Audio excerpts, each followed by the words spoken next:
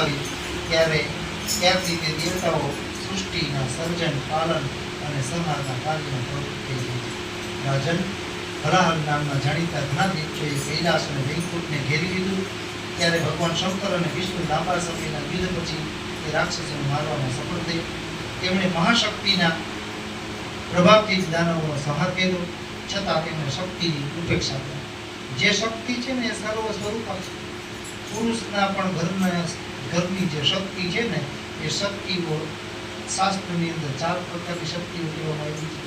એમાં પ્રથમ શક્તિ એટલે પોતાના ઘરની અંદર રહેનારી મા હોય ને એ પ્રથમ શક્તિનું સ્વરૂપ છે.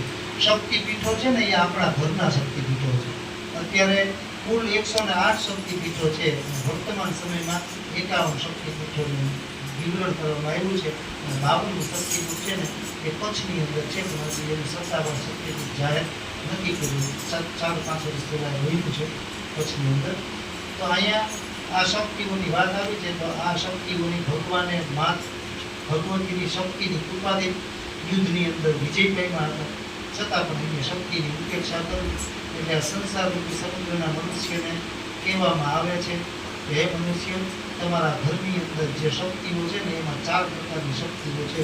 એમાંની પ્રથમ શક્તિ એટલે પોતાની મા, એ માતૃશક્તિ છે. એ જ ઘરની અંદર બીજી એની બેન, એ પણ એક શક્તિના રૂપમાં છે. એટલે દીકરી હોય એ પોતાના ભાઈને રક્ષા એટલે હાથમાં રાખડી બાંધે છે, એ બીજી છે ભગીની શક્તિ. ત્રીજી શક્તિ છે એ પોતાની પત્ની છે. એ પોતાના પતિના સુખ અને દુઃખની અંદર જ્યારે તે મૂંઝાયેલો હોય ને ત્યારે પત્ની સ્વરૂપની શક્તિ છે ને એ એની સાથે એના કારણ કે એના પિતાએ એના ભાગ્ય એને આપી દીધું છે. એક ગામની અંદર એક જ્યોતિષી દીકરા અને જ્યોતિષ જોવડાવવા ઘરે જઈ અને બધાને કહે છે કે મારી પાસે હું જ્યોતિષી છું, તમે મારી પાસે જ્યોતિષ જોવડાવો. આમ કરતા ફરતા એક કૂબાની અંદર આવે છે અને આવીને કહે છે કે બેન, મને ખૂબ જલ અર્પણ કરું, મને તરસ લાગી છે, મારે પાણી પોતે પી લીધું. પાણી પી અને એણે કહ્યું કે બેન, દીકરી તારા જ્યોતિષ જોવડાવું છે. જ્યોતિષ જોવડાવવું હોય ને તો મારું જ્યોતિષ બહુ સત્ય પડે છે. મારી પાસે તો જ્યોતિષ જોવડાવ તો તારા ભાગ્યનો ઉદય થઈ જશે.